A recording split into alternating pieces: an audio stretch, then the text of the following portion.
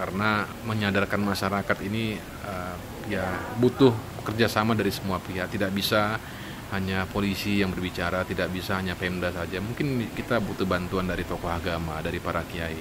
Karena kembali lagi, urusan keyakinan susah kita. Urusan keyakinan kalau sudah polisi yang berbicara, mungkin masyarakat nggak percaya. Itu. Tapi kalau mungkin seorang ulama, seorang kiai yang berbicara, barangkali itu menjadi lebih didengar daripada kalau kita yang berbicara terhadap bahayanya COVID-19, terhadap protokol kesehatan yang harus dijalankan. Nah, ini yang menjadi tantangan bagi kami. Makanya saat sekarang kita juga banyak melaksanakan komunikasi dan pendekatan kepada para kiai, para ulama. Ayo sama-sama kita bekerja sama membantu pemerintah, sadarkan masyarakat, edukasi masyarakat supaya ayolah ikutin protokol kesehatan supaya jangan sampai ini nanti menjadi bahaya tersendiri bagi masyarakat Probolinggo. Bahkan takutnya menjadi bumerang juga bagi mereka, kan begitu. Iya, seperti itu.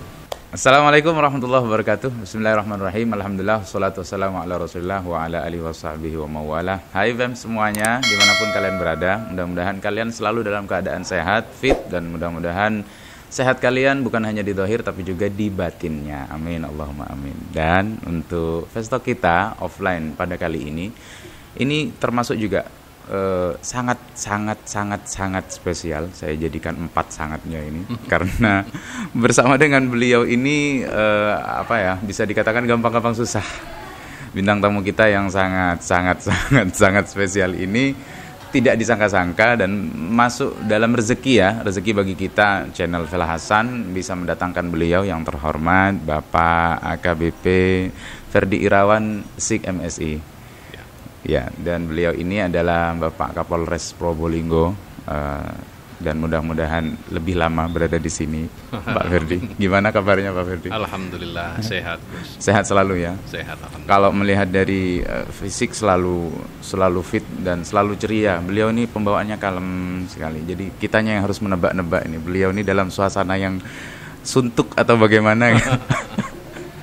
Ini termasuk dalam taktik nggak sih?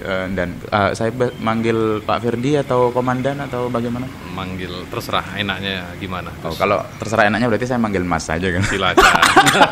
Ya biar kelihatan awet muda gitu loh. Boleh silakan. Tapi nggak enak ya kayaknya. Nanti saya dibully nih sama polisi-polisi se-Indonesia kayaknya kalau saya manggil Mas.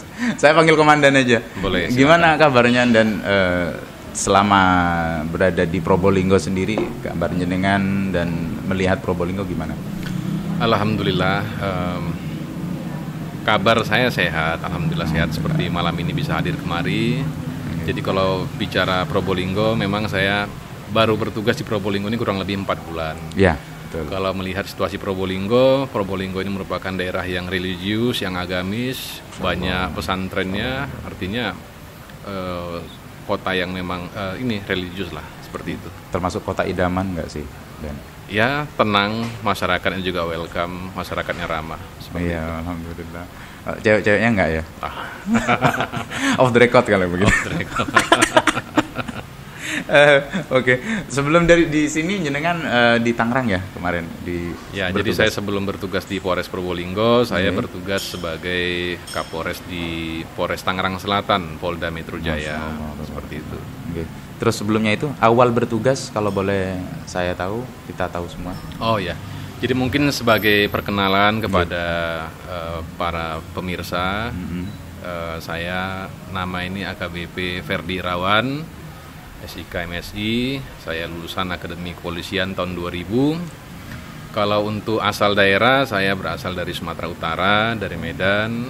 Kemudian ya sudah nggak begitu jauh ya Medan, cuma berselang ada berapa sungai. senti aja kalau iya, di peta ya. Kalau di peta, tapi kalau di map lihatnya dari jauh. Betul. Kemudian sudah berkeluarga, istri dari Jawa Timur juga. Oh, Blitar, tapi dari Blitar, ya? Kemudian sudah dikaruniai 3 orang putra.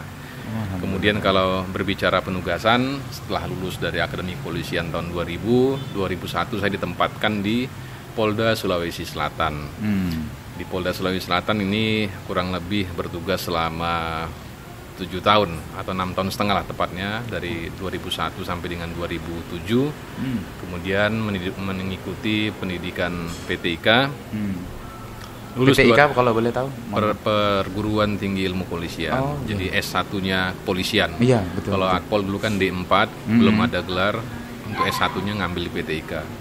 2008 selesai PTIK, saya mendapat penugasan baru di Polda Nusa Tenggara Barat. NTB. Di NTB berapa tahun? Di NTB itu saya bertugas selama kurang lebih 3 tahun. Kemudian dari lama juga ya? Ya, sampai 2011. Kemudian dari NTB, kebetulan pada waktu itu ada seleksi penerimaan sebagai penyidik Komisi Pemberantasan Korupsi KPK.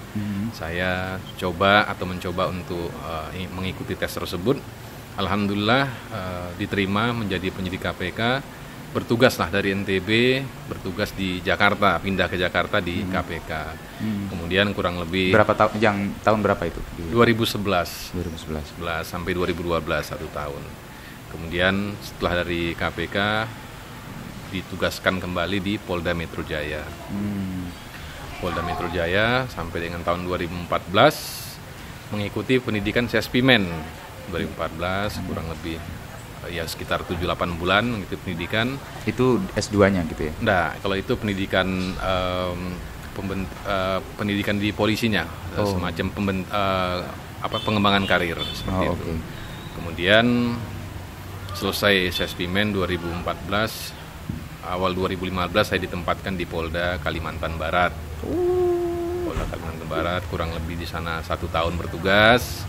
Kemudian oleh pimpinan diperintahkan untuk kembali bertugas di Polda Metro Jaya di tahun 2015 akhir. Nah, itulah kemudian saya di Polda Metro Jaya masuk 2015 itu menjabat sebagai Kasubdit Tindak Pidana Korupsi kurang lebih selama 2 tahun setengah. Kemudian dipercaya menjadi Kapolres di Tangerang Selatan di Polda Metro Jaya juga kurang lebih 2 tahun.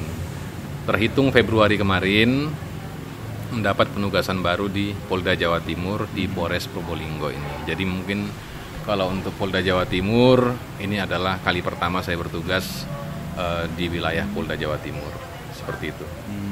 Jadi kewenangan untuk untuk memutasi seperti itu memang dari Mabes ya, dari Mabes Polri ya. Betul, karena kita levelnya sudah Pamen dan AKBP, itu kewenangan untuk mutasi rotasi jabatan itu kewenangannya ada di Mabes Polri seperti itu. Lain dengan Polsek ya. Ya, kalau untuk level Polsek itu atau pejabat di Polres itu masih kewenangan dari Polda masing-masing. Polda masing-masing. Ya. Seperti itu, Gus. Kalau MSI-nya kalau boleh tahu? MSI itu waktu saya di Polda Metro Jaya bertugas, saya mengambil S2 itu di UI ya. Jadi jurusan yang diambil adalah Kajian Ilmu Kepolisian. Kemudian saya 2016 itu mendapatkan gelar S2. Jadi itu sebenarnya banyak tugas ya, di antara begitu banyak tugas masih menyempatkan diri untuk S2, ngambil masih dengan waktu keluarga dan lain sebagainya. Itu gimana memanage waktunya, itu gimana? Ya sebenarnya sih kita kembali kepada niat kita. Sesibuk apapun kalau memang kita niatkan, kita memang fokuskan supaya bisa mengembangkan pengetahuan untuk mencapai pendidikan lebih tinggi, ya insya Allah bisa, dan alhamdulillah saya bisa melewatinya. Seperti itu. Gitu ya. Sama seperti kalian, Bems. Kalau kalian pengen dapat jodoh, jadi jangan malas. Gunakan kesempatan dan waktu kalian untuk menggapai siapa yang kalian cintai. Kan begitu ya, Dan? Iya, silakan. Ini agak banyol sedikit ini, guys. Enggak apa-apa. Ya, soalnya untuk mencapai sebuah target seperti itu, kiat-kiat yang mungkin dari seorang Pak Ferdi itu untuk kita terutama itu apa kiat-kiatnya agar supaya apa yang kita inginkan, termasuk juga cita-cita terbesar kita. Ada kan beberapa anak-anak kecil nih, mereka ketika ditanya, kamu cita-citanya pengen jadi apa? Saya pengen jadi polisi. Itu semudah itukah gitu loh? Ya, yang pertama yang perlu ditumbuhkan adalah niat yang kuat, cita-cita yang kuat. Ya, kemudian niat yang kuat itu harus dibarengi dengan usaha yang maksimal. Usahalah sesuai dengan apa yang mau kita gapai. Betul. Ya, belajar yang serius, kemudian membangun jaringan networking, pertemanan dan lain sebagainya. Tidak ada kata gagal ya di dalam Ya, kamusnya? artinya gagal itu merupakan suatu dorongan bagi kita untuk mengulangi supaya kita bisa berhasil dan lebih baik lagi. Seperti itu. Iya, betul sekali. Termasuk di sini menyinggung tentang korupsi itu tadi. Jadi jenengan sudah sepertinya memang sangat expert sekali dalam hal korupsi. Itu kalau boleh tahu di Indonesia itu tingkatnya sudah seberapa persen parah Ya, korupsi yang terjadi di Indonesia? ya artinya kalau bicara korupsi ini kan berbeda-beda kalau tingkat apa persentasenya ataupun tingkat penyalahgunaan korupsi untuk masing-masing daerah. Jadi saya belum bisa berbicara sebenarnya berapa persen gitu. Tapi mungkin yang perlu kita sampaikan pada kesempatan kesempatan ini ya mari ini bersama-sama sebenarnya korupsi itu harus dikatakan sebagai musuh bersama. Artinya tanpa adanya dukungan masyarakat, tanpa adanya informasi dari masyarakat, ini pidana korupsi ini akan sangat sulit diberantas. Harus ada kemauan yang kuat baik dari aparat penegak hukum maupun dari masyarakat yang untuk membantu. Betul. Setidaknya membantu informasi seperti itu. Betul, karena kenapa saya bertanya tentang korupsi ini dan soalnya sepertinya kok jaringan-jaringan, terutama jaringan narkoba yang juga menjadi musuh besar kita yang ada di Indonesia bagi kaula muda yang ada, biar mereka lebih tahu juga itu ilmu yang dipakai itu juga adalah ilmu korupsi. Jadi tanpa ada korupsi maka tidak akan berjalan narkoba. Itu ada anggapan seperti itu menurut Komandan Ferdi sendiri gimana? Ya kalau bicara narkoba memang saat sekarang ini berdasarkan data yang ada, ini tidak ada satu daerah pun di Indonesia yang bebas dari narkoba. Artinya memang narkoba ini sudah merasuk ke seluruh lini, lapisan, apakah itu masyarakat, aparat penegak hukum, pemerintah, ini sudah ada oknum-oknum yang memang terpapar narkoba. Yang memang oleh karena itu memang narkoba ini memang harus kita jadikan musuh bersama.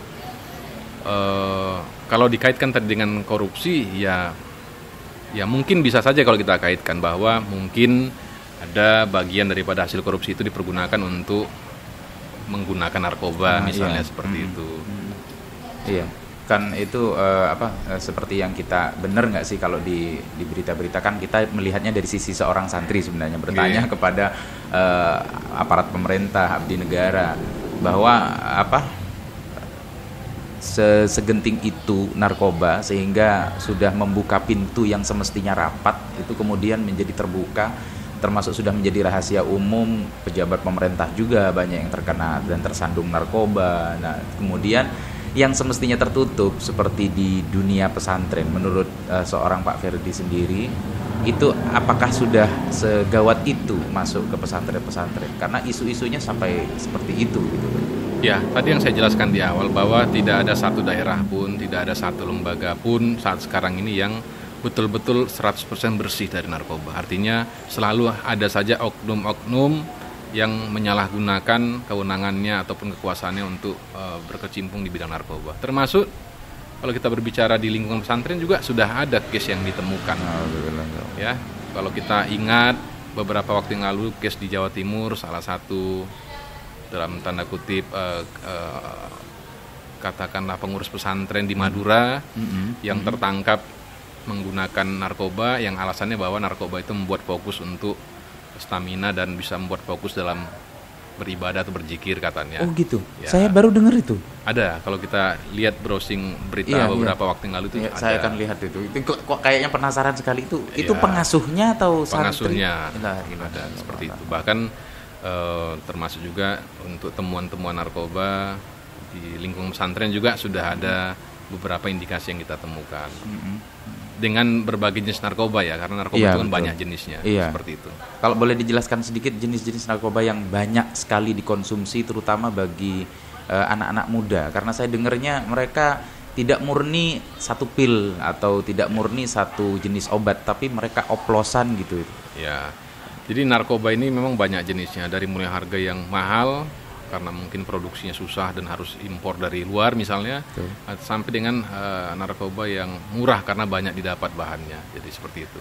Kalau bicara lingkungan santri, kalau berdasarkan informasi yang kita dapat dan beberapa kasus yang kita tangani, lingkungan santri itu mungkin narkobanya baru kepada penyalahgunaan pil-pil yang ataupun obat-obat keras yang memang efeknya itu dalam jumlah tertentu itu bisa sama dengan narkoba, seperti itu.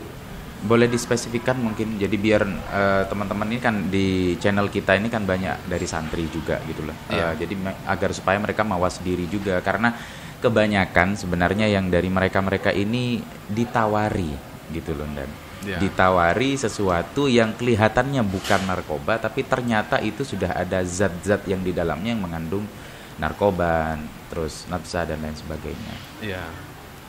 Ya kalau bicara jenis pilnya, saya mungkin tidak terlalu hafal kalau nama jenis pilnya, tetapi perlu disampaikan kepada para santri juga kalau memang ada yang menawarkan pil yang mungkin itu katanya bisa membawa efek untuk menenangkan, itu bisa dicurigai bahwa itu merupakan obat yang mungkin dilarang, atau memang harus menggunakan resep khusus dari dokter supaya bisa dikonsumsi. Jadi tidak boleh bebas diperjualbelikan.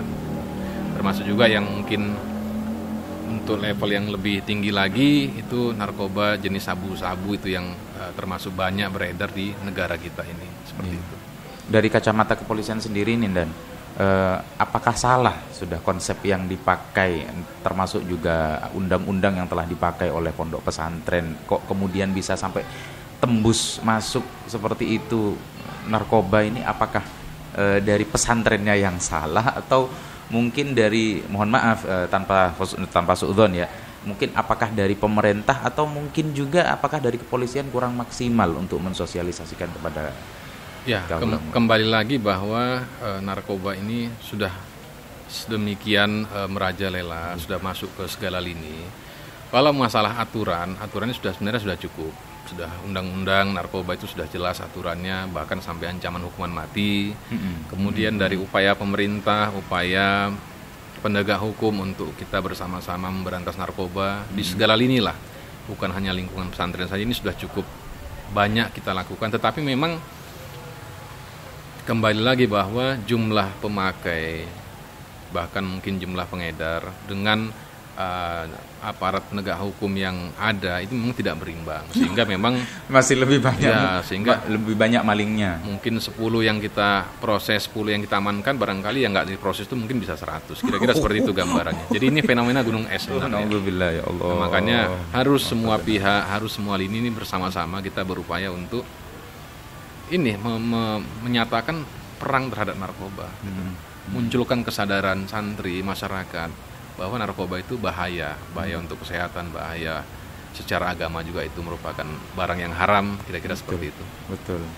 Dan itu sebuah kekhawatiran juga sih. Jadi kita juga sebagai insan pesantren begitu, ada beberapa isu semacam itu, sampai kemudian kita membuat ada beberapa undang-undang baru yang sebenarnya sudah ada sejak dahulu undang-undang ini di pesantren, namun kita modifikasikan lagi, karena kalau dalam kata pepatah itu mengatakan maling itu lebih pintar daripada yang punya rumah, kan begitu. Jadi kita modifikasikan lagi sedemikian rupa agar supaya teman-teman santri, anak-anak santri itu terlindungi, dan juga agar supaya masyarakat sendiri di sekitar pesantren itu mau bekerja sama. Betul.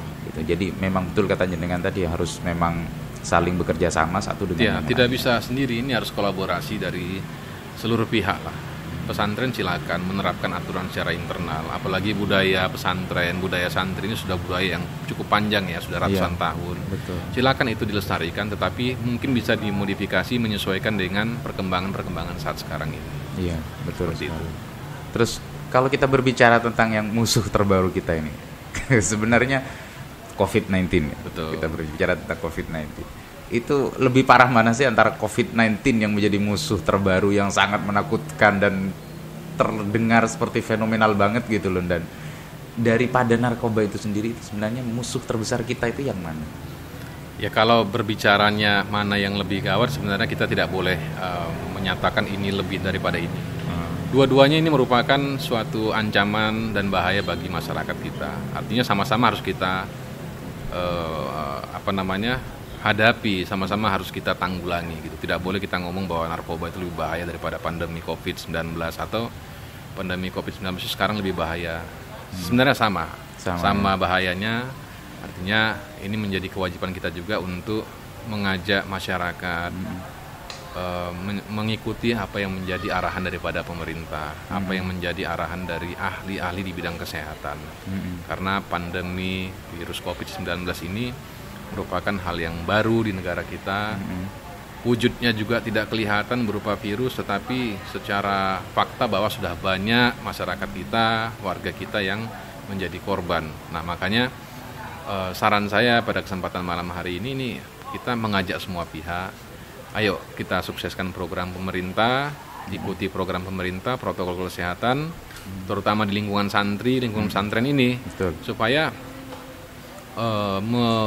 menyebarnya virus COVID-19 ini bisa kita kendalikan. Karena faktanya sampai dengan saat ini belum ada satu obat pun yang dinyatakan sebagai antivirus daripada COVID-19. Oleh karena itu untuk mengatasinya ya harus ada kerjasama dan disiplin dari seluruh masyarakat mengikuti protokol kesehatan. Seperti itu. Iya. Balik ke narkoba lagi nih. Ada fakta unik nih tentang beliaunya, Pak Ferdi ini. Beliau ini pernah memberantas narkoba di Pandeglang ya kalau nggak salah.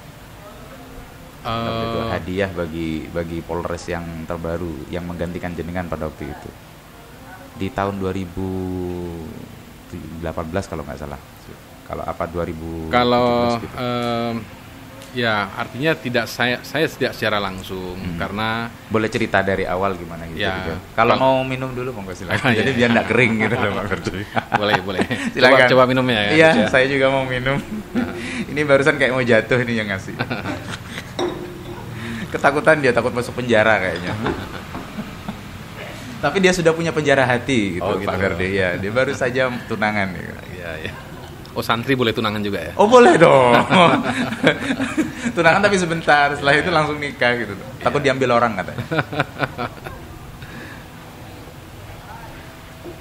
Ya, jadi saya lanjutkan. Kalau Iya. bicara pemberantasan narkoba, mungkin kalau secara spesifik saya langsung yang mungkin penindakannya mungkin tidak secara langsung ya, karena kalau saya bertugasnya ini lebih banyak di reserse kriminal khusus gitu ya.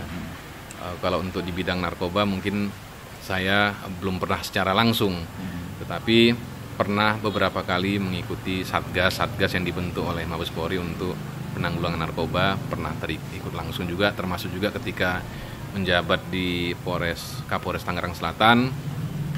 Ini Sat Narkoba Polres Tangerang Selatan juga pernah beberapa kali mengungkap kasus-kasus narkoba ini yang secara barang bukti ini jumlahnya cukup signifikan. Berapa Seperti itu. kira-kira?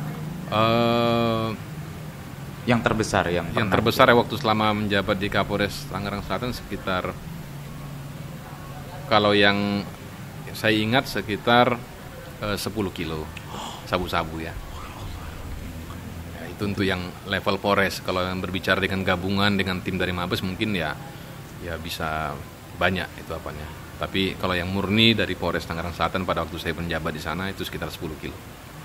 Itu yang murni di Tangerang Selatan Ya, saja, seperti 10 itu. kilo. Itu dibuat apa ya Pak? Dan maksudnya sama mereka itu sampai 10 kilo gitu kan, kalau semisal itu menjadi beras gitu 10 kilo kan bisa dimakan berbulan-bulan. Ya, itulah bisnis narkoba ini terutama di Indonesia bagi para pengedar itu suatu hal yang sangat menjanjikan gitu ya. Makanya kalau kita mencermati perkembangan di media bagaimana Mabes Polri mengungkap sampai narkoba sabu-sabu itu 1 ton. Ada yang pernah 500 kilo. Ini menunjukkan bahwa Indonesia ini merupakan pasar yang bagus bagi para produsen narkoba.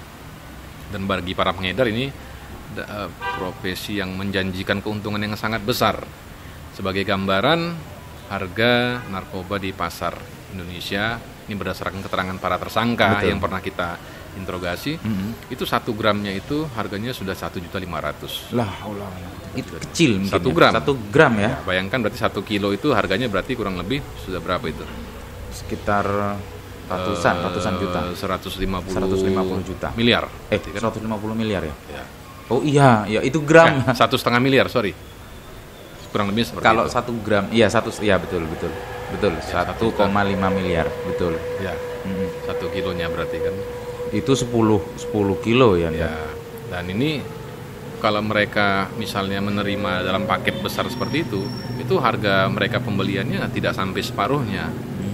Nah itu yang mereka jual kembali ke para pemakai di Indonesia, sehingga keuntungan mereka itu sangat besar.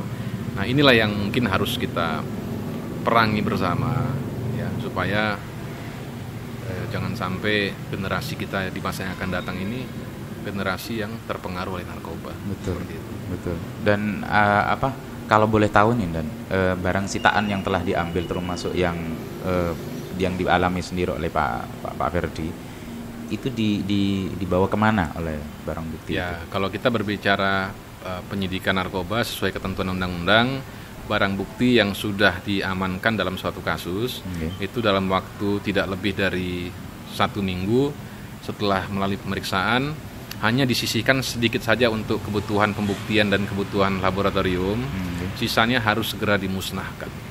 Seperti itu. Dimusnahkan itu dalam bentuk dibakar? Atau? Ya tergantung jenis narkobanya. Kalau dia narkobanya seperti ganja itu dibakar. Tapi kalau dia bentuknya sabu-sabu, ya, bubuk, bubuk atau kristal seperti itu biasanya di blender menggunakan air kemudian itu dibuang seperti itu. Jadi sudah tidak bisa lagi diapa-apain. Dan itu dibuangnya ke laut atau gimana? Kalau dibuang ke laut berarti keenakan itu ikannya.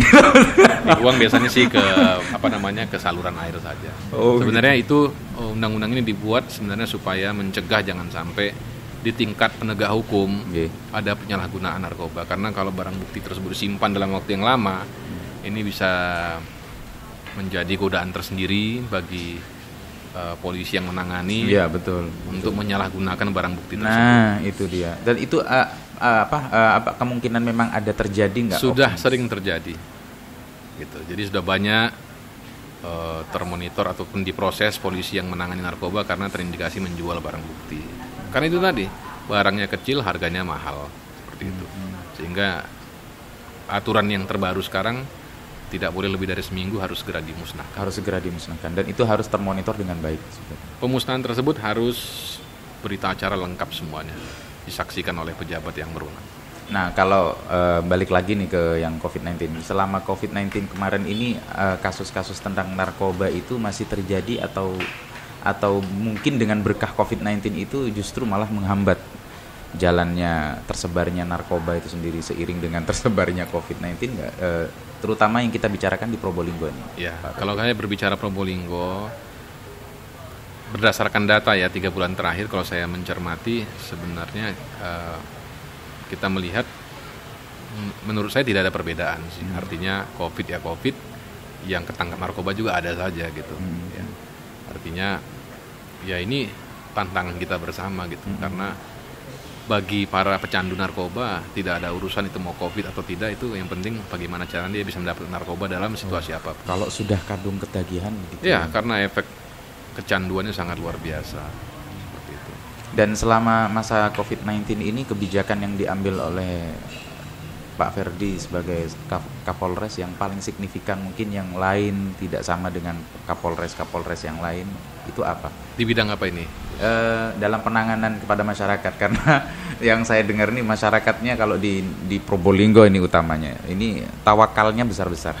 Termasuk kemarin kan kita pernah fast talk kan sama Gus Haris. Dan Gus Haris ini juga menilai sebagai dari sisi medis, sebagai seorang dokter, beliau itu mengatakan tawakalnya kuat, gitu. Tawakalnya kuat. Tapi kalau bahasa kita Inggris Timur, kopengko gitu kan. Bandel-bandel, keras kepala lah gitu. Jadi kalau berbicara kebijakan, sebenarnya langkah yang diambil oleh Polres Probolinggo ini tidak lepas dari apa yang menjadi kebijakan daripada pimpinan di Polda maupun Mabes Polri. Kita menjabarkan itu menyesuaikan dengan kondisi di lapangan. Artinya saat sekarang ini kami dari Polres Probolinggo tentunya bersama dengan stakeholder terkait ini mendukung program pemerintah kabupaten untuk bersama-sama kita bagaimana mengendalikan COVID-19, bagaimana untuk memberi edukasi kepada masyarakat supaya sadar bahwa COVID-19 ini ada sebagai ancaman gitu. Bagaimana mendorong supaya angka kesembuhan itu semakin meningkat. Nah ini program-program yang kita jalankan, dan memang satu hal yang mungkin masih menjadi kendala bagi kami yang seperti tadi Gus jelaskan, ini tingkat kesadaran masyarakat ini masih sangat rendah, terutama dalam mematuhi protokol kesehatan. Betul. Ya, jadi habis kita ingatkan, kita kasih masker, diterima maskernya, besok ketemu lagi udah lupa. Ya itu. Itu banyak kejadian seperti itu. Itu sudah bagi-bagi gratis ya maskernya. Betul. Dari Polres sendiri sudah pernah bagi-bagi. Polres kita sudah pernah membagikan, termasuk pemerintah juga sudah. Fakta ya. di lapangan saat sekarang ini, ya itu tadi, masyarakat masih banyak yang belum sadar gitu. Jadi ini merupakan tantangan bagi kita, karena menyadarkan masyarakat ini ya butuh kerjasama dari semua pihak. Tidak bisa hanya polisi yang berbicara, tidak bisa hanya Pemda saja. Mungkin kita butuh bantuan dari tokoh agama, dari para kiai. Karena kembali lagi, urusan keyakinan susah kita. Urusan keyakinan kalau sudah polisi yang berbicara, mungkin masyarakat nggak percaya. Itu. Tapi kalau mungkin seorang ulama, seorang kiai yang berbicara, barangkali itu menjadi lebih didengar daripada kalau kita yang berbicara terhadap bahayanya COVID-19, terhadap protokol kesehatan yang harus dijalankan. Nah, ini yang menjadi tantangan bagi kami. Makanya saat sekarang kita juga banyak melaksanakan komunikasi dan pendekatan kepada para kiai, para ulama. Ayo sama-sama kita bekerja sama membantu pemerintah, sadarkan masyarakat, edukasi masyarakat supaya ayolah ikutin protokol kesehatan, supaya jangan sampai ini nanti menjadi bahaya tersendiri bagi masyarakat Probolinggo. Bahkan takutnya menjadi bumerang juga bagi mereka, kan begitu. Iya, seperti itu.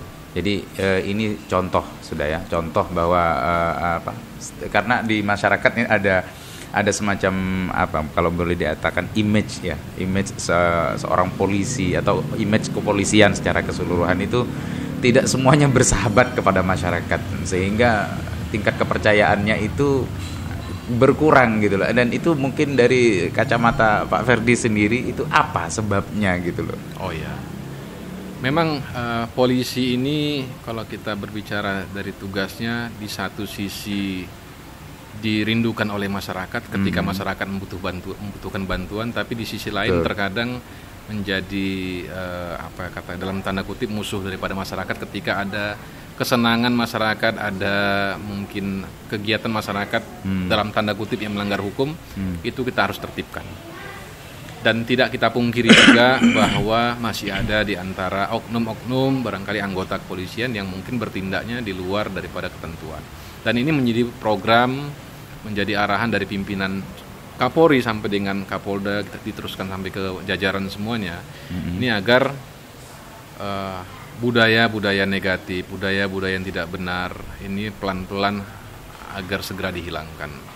Pola yang dilaksanakan saat sekarang ini lebih mengedepankan pendekatan secara humanis dan mengedepankan pencegahan. Dan ini kami juga mohon dukungan daripada masyarakat. Ini juga hampir ulang tahun Polri, tanggal 1 Juli. Oh iya, selamat ulang tahun. Yang ke 74. Iya, betul, 74. Dan ini tentunya kami tetap akan berbenah diri, akan bertekad untuk selalu meningkatkan pelayanan kepada masyarakat. Seperti itu. Jadi kalau masih ada persepsi daripada masyarakat bahwa polisi tidak bersahabat, ya mungkin itu tadi yang saya bilang tadi, ada mungkin sebagian masyarakat yang pernah mengalami pengalaman tidak mengenakan dengan berurusan dengan polisi mungkin, atau mungkin bahkan sebenarnya mereka nggak pernah mengalami tapi dapat cerita-cerita dari orang-orang ataupun gosip-gosipnya yang tidak bertanggung jawab. Jadi image itu yang selalu melekat. Efek sinetron kayaknya itu Pak Dan. Bisa jadi.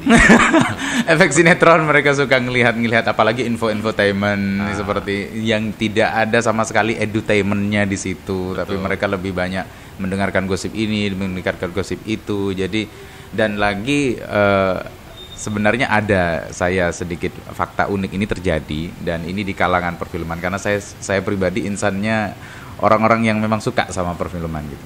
Kan itu kalau boleh saya ceritain ya. Jadi kita sharing ya biar enggak Pak Ferdi yang cerita terus. Terminator. Oke. Jadi kan tahu mungkin film Terminator yang dibintangi Arnold Schwarzenegger itu. Itu ada musuh yang terbesar pada waktu itu pertama adalah seorang polisi. Ada seorang fans dari dari sutradara dari Terminator ini, Wes Anderson itu bertanya, kenapa kok harus polisi yang memproyeksikan seorang musuh bagi robot yang baik, kemudian yang robot yang jahat ini diproyeksikan seorang polisi.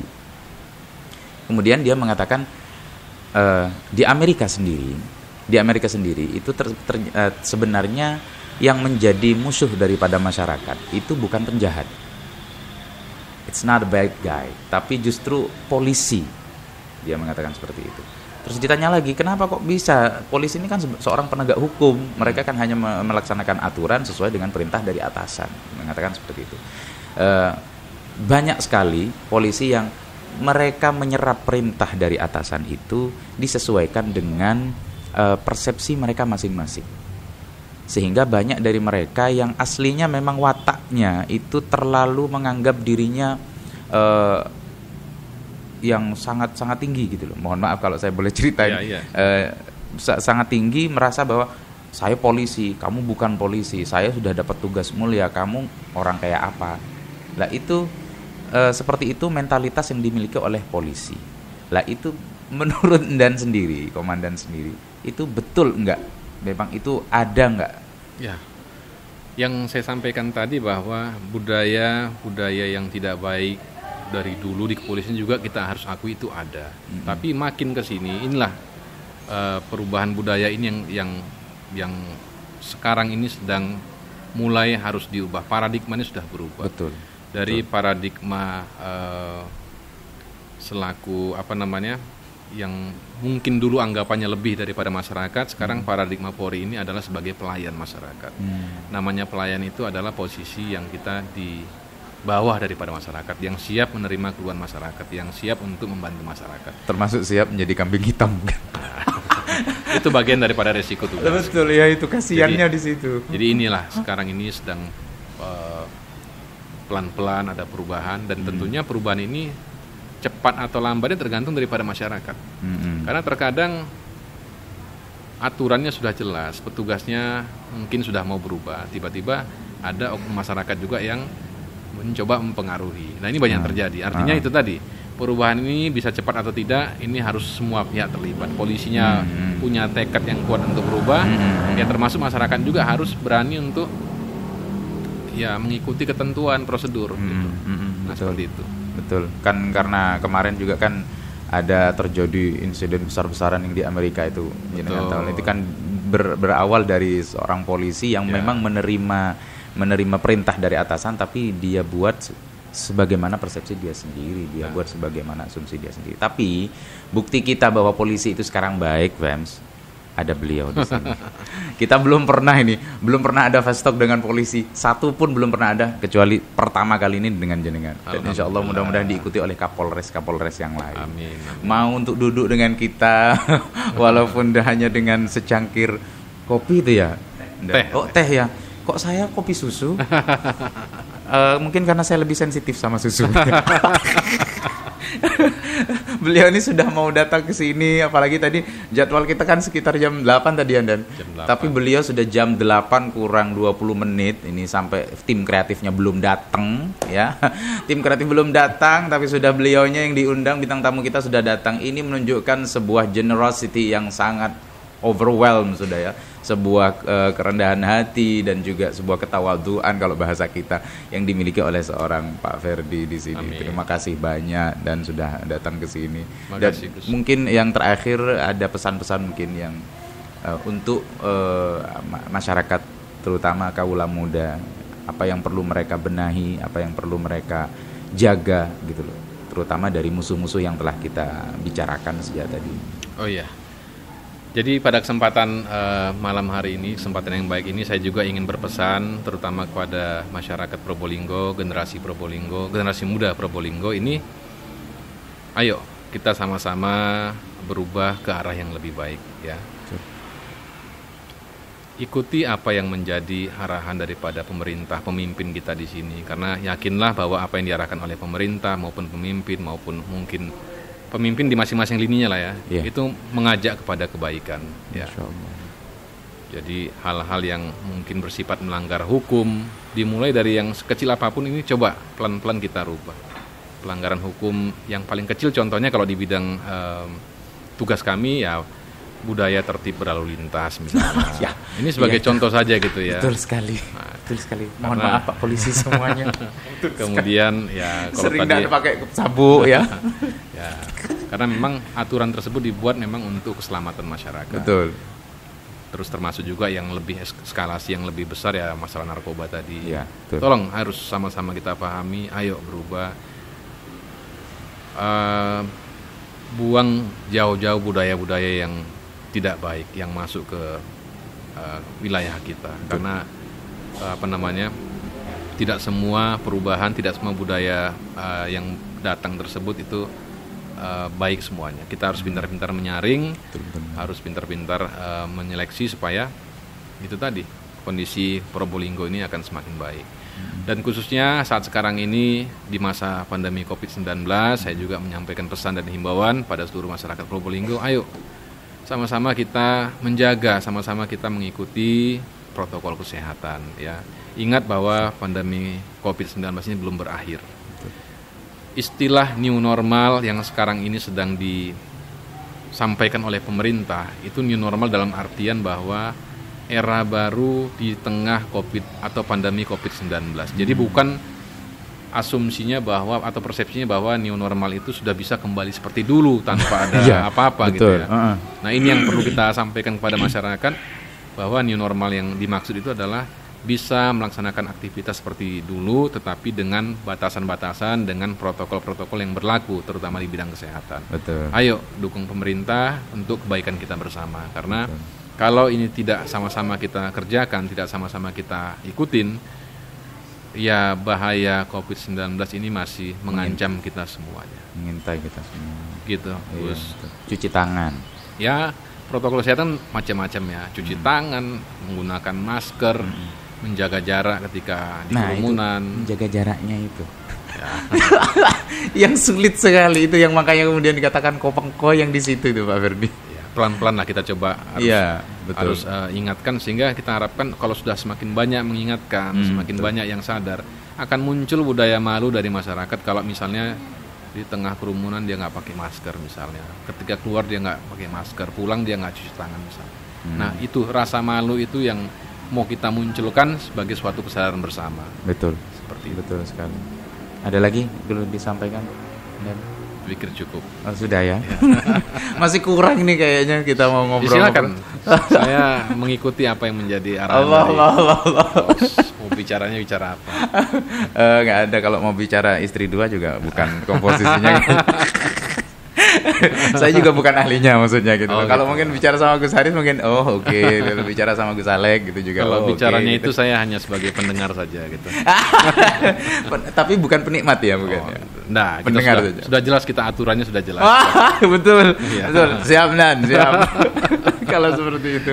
Tapi mungkin yang paling terakhir yang perlu ingin saya tanyakan kepada Pak Ferdi kesulitan-kesulitan secara pribadi nih dari seorang Pak Ferdi sendiri selama menjabat sebagai Kapolres terus kemudian di Mabes Polri-nya itu tantangan tersendiri yang kemudian bersama kemudian dirasa oleh Pak Ferdi sendiri, oh saya sudah bersama dengan ini jadi saya sudah bisa menghadapi itu. Yang menjadi pergulatan pribadi untuk kesejahteraan masyarakat itu apa? Keprihatinan tersendiri yang masih belum terjawab sampai sekarang.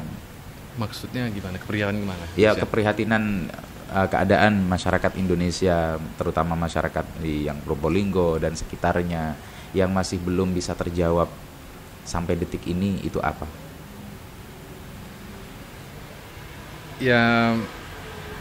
Ya karena saya mungkin bekerja di bidang hukum, tentunya dari kacamata tersebut saya memandangnya bahwa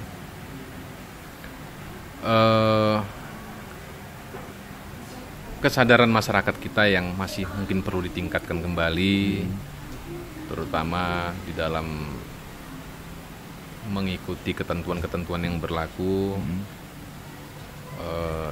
Saya pikir itu yang mesti mesti kita dorong bersama supaya itu semakin ditingkatkan. Terus ada ada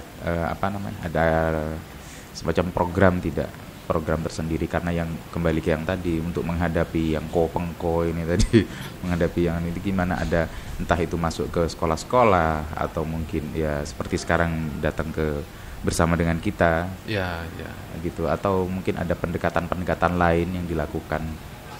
Ya, kalau untuk program yang sekarang ini kami lakukan, ya tentunya saya pribadi, saya ini sekarang banyak, dan memang itu dari dulu saya lakukan ketika di menjabat, harus ketemu, harus bersosialisasi, harus bersilaturahmi dengan para tokoh agama, tokoh masyarakat, dimanapun saya bertugas. Kalau saya tokoh bangunan, Tokoh pemuda. oh bukan, tokoh pemuda itu nama pemudanya. Toko kain tapi namanya pemuda gitu. Di samping untuk supaya ada ikatan emosional, Iya, betul. kita juga mensosialisasikan apa yang menjadi program-program daripada kepolisian supaya bisa didukung dan dilaksanakan bersama. Siap. Seperti itu. Siap. Tapi intinya sih silaturahmi dan mencari teman dan saudara sebanyak-banyaknya. Siap, siap. Dan ini bukan tantangan ya bagi seorang Pak Ferdi bertemu dengan berbagai macam watak dan sifat seperti ini. Saya menikmati saja, dalam artian kita anggap sebagai rekan mitra semuanya, sehingga enak berbicara, diskusi itu enak. Iya, betul. Seperti saya sekarang ini, saya merasa saya sebagai seorang anak dan di depan saya adalah seorang ayah yang begitu penyayang kepada saya. Terima kasih banyak ayah. Oh ayah. Terima kasih banyak dan Terima kasih banyak. ya sama-sama sudah Semoga hadir. acaranya lancar, ini bisa, Amin. bisa membawa manfaat untuk yang menyaksikannya lah. Amin. Doakan mudah-mudahan juga channel kita semakin bermanfaat bagi banyak masyarakat. Amin. Terima kasih sekali lagi sudah datang ke sini, dan terima kasih kalian semua fans yang sudah menyaksikan Fast Talk asik kita pada kali ini dari awal sampai akhir. Dan sebelum kalian tutup di sini, kalau kalian masih baru di sini, silahkan tekan tombol subscribe di situ dan nyalakan loncengnya. Kalian akan dapatkan notifikasi yang lebih menarik dari channel Fal Hasan kita. Dan itu saja dari kita. Kurang dan lebihnya mohon maaf. Assalamualaikum warahmatullahi wabarakatuh. Waalaikumsalam warahmatullahi wabarakatuh.